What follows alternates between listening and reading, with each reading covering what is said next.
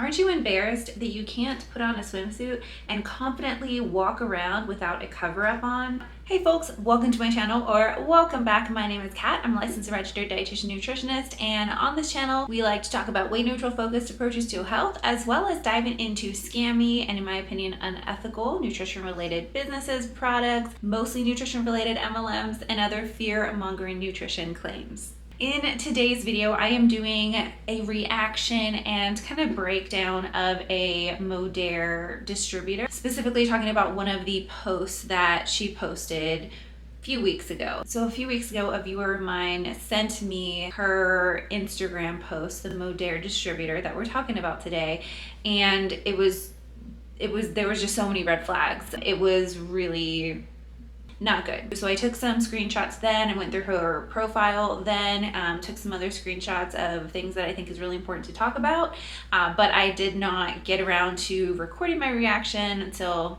now, which is a few weeks later. So this is kind of delayed from when I wanted to talk about this, but I still think this is very important because there are a lot of yikes kind of things in this post and overall in the coaching approach that this person takes. So we're going to chat about it. If that sounds good to you, let's go.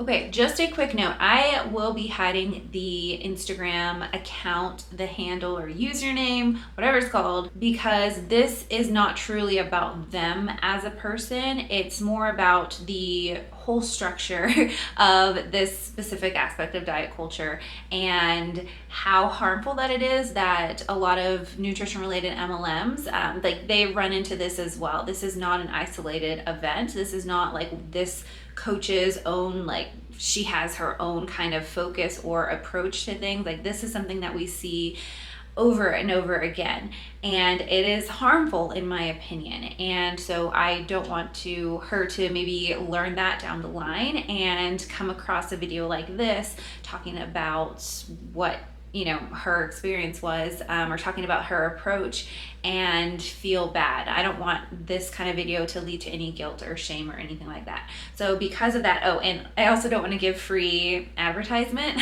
because this person is not huge on Instagram, but they're pretty big on Instagram, and so I don't want to give any kind of free advertisement either. This is really about the whole idea or the whole mentality of pulling yourself up by the bootstraps and just kind of willpowering yourself into health, and like shaming and blaming and kind of just a whole lot of toxic things. I know that people sometimes use inflammatory content in order to build their brand, to build their name, and I think that also may be playing a role or might be a factor into what they're posting. So thank you so much to the viewer who sent me this. I think it is really important to talk about. Thank you for letting me know that this existed. Okay, so I'm gonna read it all the way through first, and then we're gonna break it down. And for monetization purposes, I'm not sure how that works with certain words, so I'm just going to kind of edit this a little bit, but we'll get the gist. So it starts off with, isn't it embarrassing? Aren't you embarrassed that you can't put on a swimsuit and confidently walk around without a cover-up on? I know I was ashamed and embarrassed. Didn't want anyone to see me like that. I didn't even want to see me like that. Made me sick. I don't care what anyone says about appearance and weight and how it's not important. Your body is a reflection of your habits. Your body is at the mercy of your mindset. Nobody accepts low frequency, volatile, evil people around them. But yet trashing the body is okay. Like, oh, it's okay to be obese, but please be spiritual and a good person. WTF, mind, body, spirit. Being fat and obese is not okay. And I know you see it. I know you feel it. Your children see it, and so does your partner. Stop being embarrassed and stop being an embarrassment to yourself and those you love. Don't accept obesity because society says we should. No, it doesn't. They don't want us to be warriors. They want us to fall. Be a warrior. I am here to help. I am building warriors out of everyone around me. You're not going to beat me, so join me. And little hearts emoji, and I love you. This was so hard to read. Whoa. Okay, so I have a lot of thoughts on this. I need to wash out my mouth after reading that. It is so hateful. Okay, so let's break it down. The first part, she says, aren't you embarrassed that you can't put on a swimsuit and confidently walk around without a cover-up on? I know I was ashamed and embarrassed. Didn't want anyone to see me like that. Didn't even want to see myself like that. And made me sick. So, first off, who is anyone to tell someone that they should be embarrassed of something or not? Two, her fear of fat is really showing. It is understandable to feel that way growing up in a society that fears fat, right? Like that's a whole topic that we can talk about and break down and discuss. But we need to be able to recognize it. Where is that shame and that embarrassment coming from? Because embarrassment is something that it's a reflection of your own feelings of something, kind of like your reflection of beliefs. For example, if there was a group of people, and it would still, I wouldn't like it, but I don't know if embarrassed would be the right word. If there was a group of people who was making fun of me, laughing, trying to embarrass me for something like brushing my teeth or something that is like nothing to be embarrassed about, there would be nothing to be embarrassed about in that moment for doing that thing, for brushing my teeth, because there's nothing like negative about that, nothing to be embarrassed about. So if she's talking about being embarrassed because of that fat, it's understandable based on our society and the messaging that we've grown up with, but that it doesn't have to be. It doesn't have to be like that. And it's the opposite of deconstructing it. In that same way, like brushing your teeth is neutral, bodies are neutral. That's one of the reasons why I don't even like commenting on other people's body. Like there are so many other things that we can compliment or talk about. There's so much more interesting things about a person than their body, in my opinion. And it's a neutral thing. Nothing to be embarrassed about. And again, like I understand where that embarrassment is coming from. That makes sense. It's understandable. But instead of deconstructing it, she's encouraging it and like perpetuating it and encouraging others to do the same, encouraging others to feel bad. Like if somebody is really working hard on viewing their body as neutral and just practicing actions that are promoting their overall well-being, and they come across something like this and think like, okay, well, maybe I was trying and I was making progress into seeing my body as neutral, but I shouldn't, and I should feel embarrassed because like she's telling me I should feel embarrassed. Like that is a very real thing that can happen with someone. And I just get so, because I work with the people to help them through that, I get very protective over people who are in very vulnerable places, working on building that healthy relationship with food and body to get to a healthier place where their well-being is taken care of. And something like this is not helpful. It's not just not helpful, it's harmful. If this was a person with like, I don't know, 5 followers, or not even like if they weren't active in health, if they weren't trying to be like a health coach and encourage others to a healthier lifestyle, I wouldn't worry about it. Honestly, I'd be a little sad for them, but the fact that this person has influence, who has a larger platform, is just frustrating. I can't think of another word. It's sad to see how somebody can use their power in this way. So continuing on, she says, I don't care what anyone says about your appearance and weight and how it's not important. Your body is a reflection of your habits. Your body is at the mercy of your mindset. Nobody accepts low frequency, volatile, evil people around them. But yet trashing the body is okay. Like, oh, it's okay to be obese, but please be spiritual and a good person. WTF, mind, body, spirit. Being fat and obese is not okay. And I know you know it. I know you feel it. So your body, in her words, is a reflection of your habits. Yes and no. So we know that someone's overall intake and how they intentionally move their body can impact their body composition, right?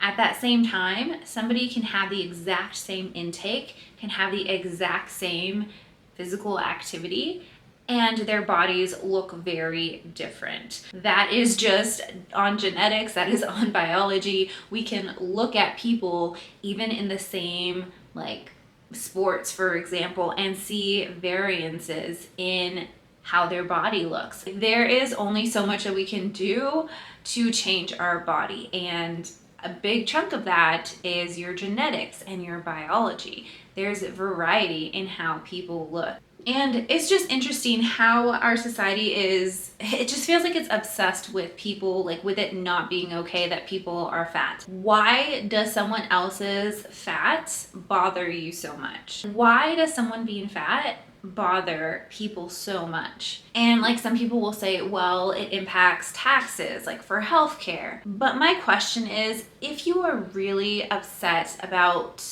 the taxes of someone's body fat changing your taxes for healthcare, where is that same energy on everything else that impacts health, these social determinants of health? Why is there such a focus on the body fat percentage, their weight, their BMI, and where is that same energy for all of the different areas in the social determinants of health? This is not something that's just woo or done to make people feel good. This is actual evidence. This is actual science.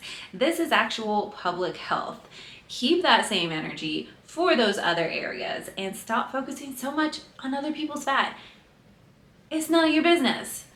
Okay, sorry, moving on. No, I'm not gonna move on because I'm gonna show you this picture. So I'm staring at it right now.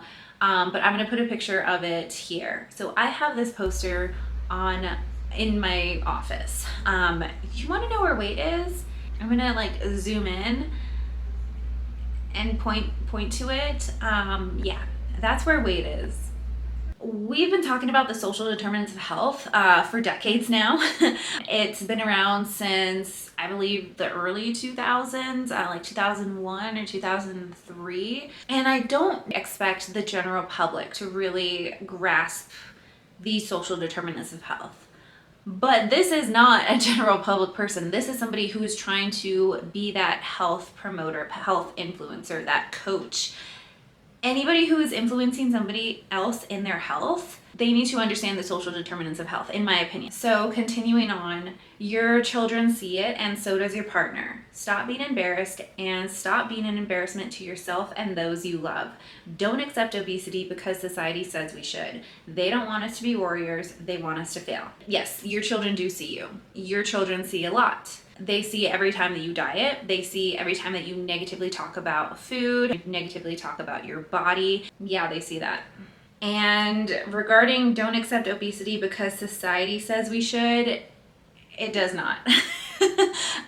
If society did accept it, we wouldn't be having so much continuous fat-phobic messaging coming across on a daily basis. Things like this. I don't know if she thinks she has an original thought thinking this way. This is still majority. Maybe she's stuck in the wrong algorithm for her, because yes, if when you're on social media, you can feel like a specific way of thinking or a specific thing is everybody's talking about it, or it's the norm, or it's accepted. Just because something is accepted in your area of social media doesn't mean the broader society accepts it. That is algorithms for you. So maybe she's just basing this off of her algorithm. So it continues on, be a warrior. I'm here to help. I'm building warriors out of everyone around me. You're not going to beat me, so join me.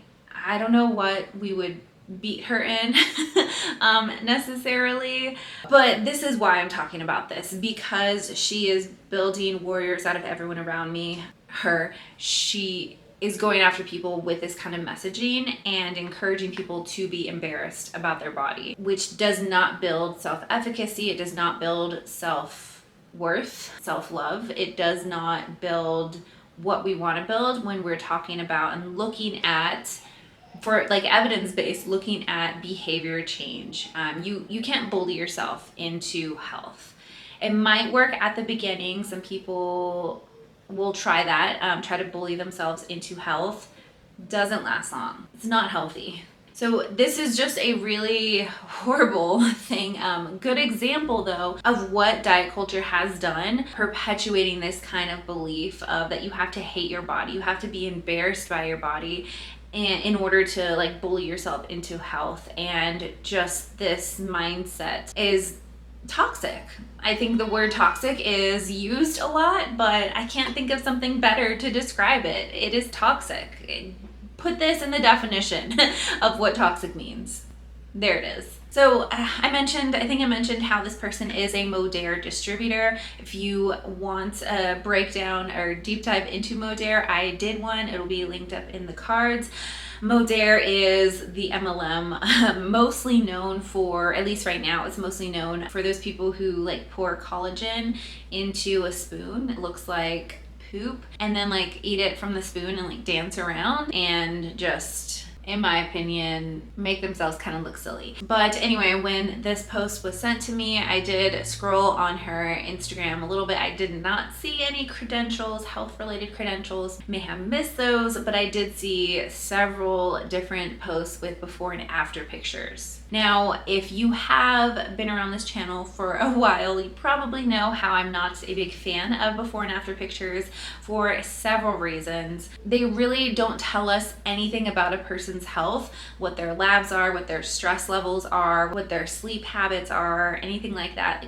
We can't tell that from a picture. Health is all together equally physical, mental, social well-being. I add emotional well-being in there as well. That's not just something that I made up. This, like, I don't know, it's kind of fuzzy, but it says health is physical, mental, social, and emotional well-being.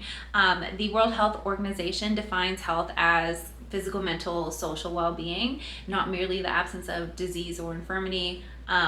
I base my practice off of that definition by the World Health Organization. Physical health is just that part of health. Like, there's so much more to health that we need to focus on. And when we harm those other aspects of health, social well-being, emotional well-being, mental well-being, for physical well-being, like, it's not worth it.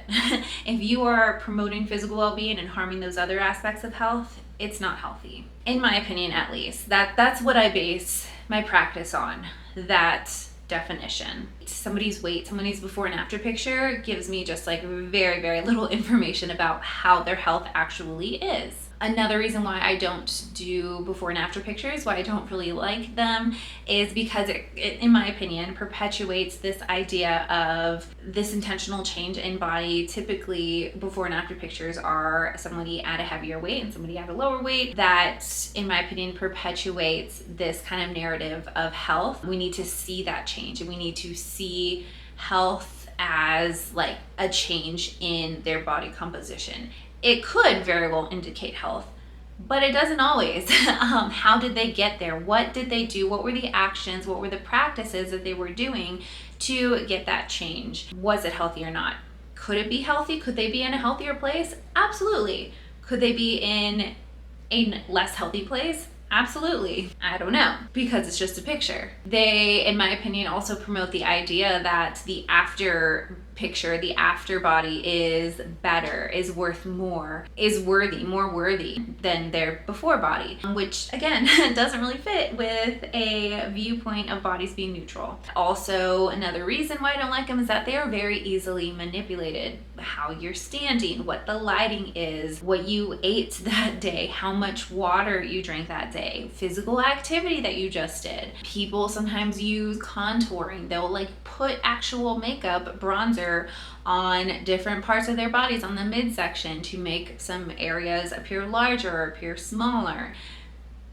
It's scammy, in my opinion. They are typically, when you're talking about like coaches doing if it's an individual person, maybe not so much, but a lot of times when coaches or programs are using them, they kind of use it as a affirmation that like, if you do my program or this program or use this product, these this is a result. This is what you're going to get from doing what they did. People are different. And again, somebody can eat the exact same way and take the exact same supplements, move the exact same way, and have a different outcome. And they're so often cherry picked. Unless you're going to show literally like everybody, then I don't like the idea of just showing a select few, because it's not realistic. It's false advertising, in my opinion, because it's not showing what the average person got. It's showing like what the best person got. And I guess you could argue that, but I don't like it.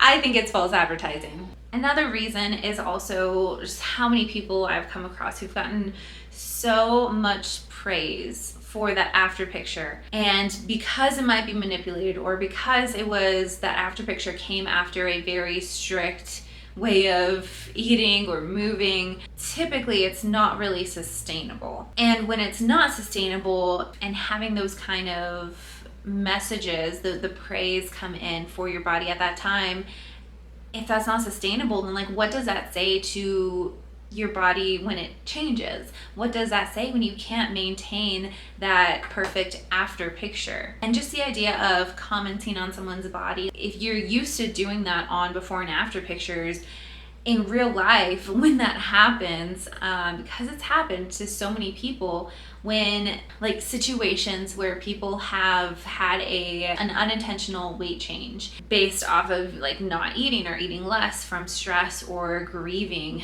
or a illness, disease, and people seeing them with that weight loss and automatically complimenting them, being like, wow, you look great, when that weight loss could be because they haven't eaten because they're grieving, or they haven't eaten because they're depressed, or they have a really serious health condition that's causing some malnourishment. So yeah, those are some of the main reasons why I'm not a fan of before and after pictures. So moving on her profile, she also has on her link tree, there was a quiz for supplements, or like which ones to find the best supplements for you, including that you could check off for autoimmune conditions, and another one for digestive health or gut health, things that a health professional, things that the person's doctor should be aware of. I think it can be very potentially harmful, and I would want that person, especially if they have autoimmune conditions, digestive health conditions. Like digestive health can range from anything from, on and off constipation, like, related to like water intake or fiber intake.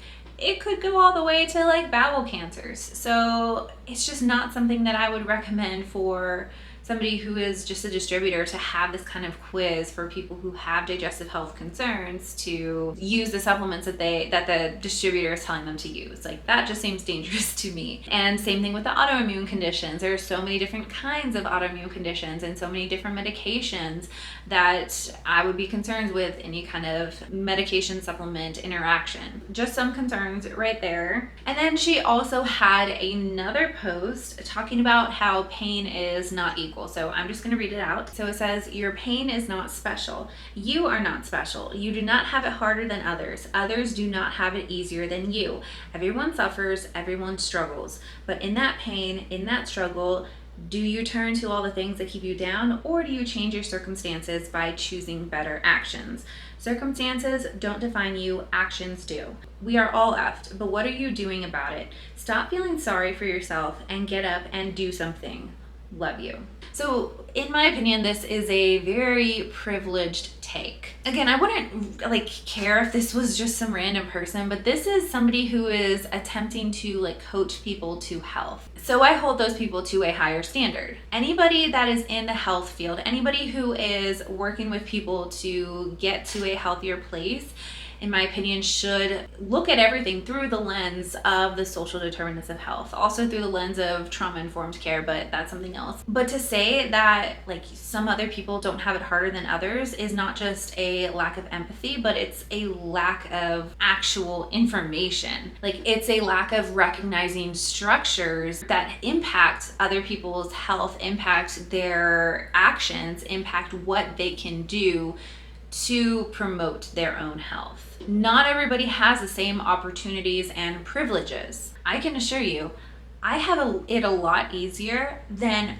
many people have it in this world. Not just in this world, but in this country, in the state and city. I hold a lot of privilege when it comes to things like resources that I can use for my health, resources that I can use even to make this video, that a lot of other people don't have the same opportunities to utilize those resources if they were to have those resources. I have worked so hard in my career. I have worked so hard to get to the place where I'm at. But even though I've worked hard, I have also had privilege help me get to where I am at. Even when you look at just getting in my career, going to college, having that support, there is that financial support, also just the emotional support, mental support, social support of my family, parents who were able to help navigate me to move to a different city to go to school. A lot of kids don't have that opportunity. And without that opportunity, like the only other option to get into my field when I was in school, there was only one town or one program in the town that I was living in. And that school, like, it was way more expensive. I was not going to go to that. So like I needed to go to another school in another town, another city, in order to do the track that I wanted to become a dietitian in the first place. I was able to do the whole year of supervised practice, which is not paid, to become a dietitian because I had financial resources. Yes, I had loans for part of that, but that is even a privilege. And while I do work extremely hard, while I have worked extremely hard, that doesn't mean that people who have like less resources than me aren't working just as hard or harder. That just means that we have had different opportunities. And just like on the opposite end of things, like you can look at somebody, a celebrity, let's say Kylie Jenner. She has a lot more resources and opportunities for, let's say, childcare than I do. She has a lot more resources for having her meals. She doesn't have to do meal prep if she didn't want to. She could hire, or I don't know, maybe she has already, but a personal chef who makes all of her meals. It will be easier for her to have a varied diet to meet lots of different nutrient needs, to have a lot of variation in nutrient intake. It's going to be easier for her to do that than someone else who is trying to just like barely make it paycheck to paycheck, who maybe lives in a food desert, who doesn't have options that Kylie Jenner has for her meals. And not just talking about the top percent of people who have like a high income, even within just the middle class, there is a lot of variety in the amount of resources and opportunities that people have. And some people, while the people who have maybe more opportunities or resources, it's not to say that they don't work hard. It's not to say that things aren't, easy for them, or that things are always easy for them. Like, no, they are going to have their own struggles. But there are, when it comes to health and implementation of things that we can do to impact health, yeah, some people are going to have it a lot easier than others. Even if you just think about the walkability, do they have a park that's outside right near their house that's safe, that they feel like they can go for walks? Or do they feel like they don't live in a safe place? Maybe their sidewalks are all like cracked, a lot of debris around them. Like, it's just not safe walkability wise. Are their cars like driving incredibly fast in, their front street? That will impact how they get out and how they have movement. So I really hate this kind of thought process that like everybody's just at the same kind of level when it comes to the ability to impact or make changes to their health. I mean, not even counting the fact that some people won't even be able to afford their medications. We could even talk about that. Like, that's going to make health a lot less easy than somebody who can afford their medications. I hate this. I hate this take. It's privileged. It just shows if this person comes across this, you can change. At this point, at this time right now, they should not be a health coach. I like fully stand by that. We need to be okay with recognizing privilege. Just because you have privilege does not mean that you don't work hard. Just because you have privilege doesn't mean that you haven't faced hardships. That's not what privilege means at all. And we need to be okay with recognizing it, because without recognizing it, we aren't going to be able to move forward in public health. And anybody who is influencing groups of people on their health need to recognize that, because it's dangerous if it is not recognized. All right, so that kind of, I went off on a tangent, but I just had to talk about this post because it's just gross. The whole thing, I'm gonna get frustrated while I'm editing this video. I already know it. Yeah, that concludes this video. If you have not already liked this video, if you do like it, please leave a like. Make sure you're subscribed if you want to hear more of my similar type of reactions, ranting, just talking about how important it is that we have this kind of wider view and evidence-based view of health and what impacts it, and behavior change, like what behavior change science tells us, what it teaches us, and how we can approach health, because this kind of stuff is not it. It's not it. All right, I will see you next time. Remember, you can strive for health without subscribing to diet culture. I'll see you later. Bye.